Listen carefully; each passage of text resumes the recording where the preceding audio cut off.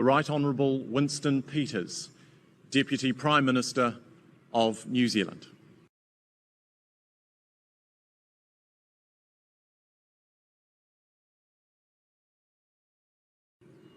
From the distant Pacific Ocean, we arrive with humility upon your land. Our footprints and your footprints are joined forever. The fallen warriors of our people and your people rest together within your ancestral soil. Rest in peace. Ladies and gentlemen, we meet at dawn at the site of a great battlefield. We meet here to commemorate the ground around us as the final resting place of far too many of our young men. Young men on all sides of the battle who never lived to see their respective countries emerge from empire to becoming strong, independent nations. Those heroes that shed their blood and lost their lives, you are now living in the soil of a friendly country. Therefore, rest in peace. We meet at dawn to commemorate the terrible loss of so many lives, yet we cannot hallow these grounds.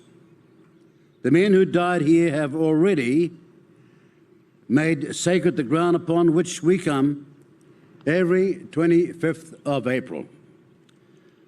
Gallipoli strongly lives on in New Zealand's national consciousness because we lost so many young men. 10% of our adult males served during the Great War. The average age was 25, and we lost a fifth of them, many here.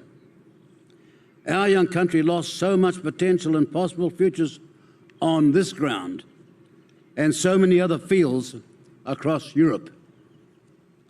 Doug Hill, among us today, is the great-grandson of Mrs. Eliza O'Donnell. Mrs. O'Donnell had two sons fight right here at Gallipoli. One son, Jack, died here. The other son, Bill, survived, only to die at Messines. And another son, Edward, lost his leg at Passchendaele, and a son-in-law was killed in France.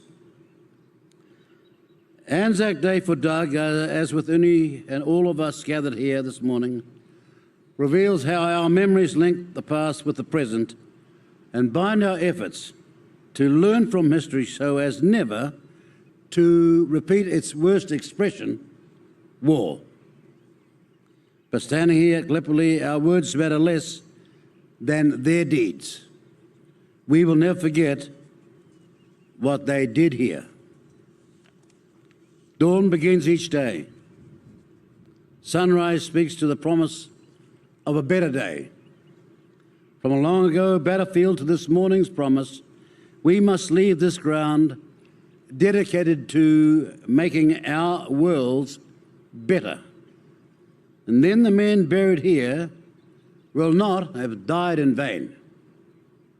Yet we live in a troubled world, the worst in memory. We have emerged from a global pandemic, a more divided world. Regional instabilities and the chaos they create threaten the security of too many.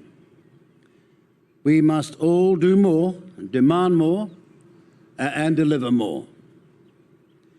It took Winston Churchill nearly 40 years after the fighting waged across this peninsula, right here, and a Second World War to learn from Gallipoli's experience to declare, "To jaw is better than war.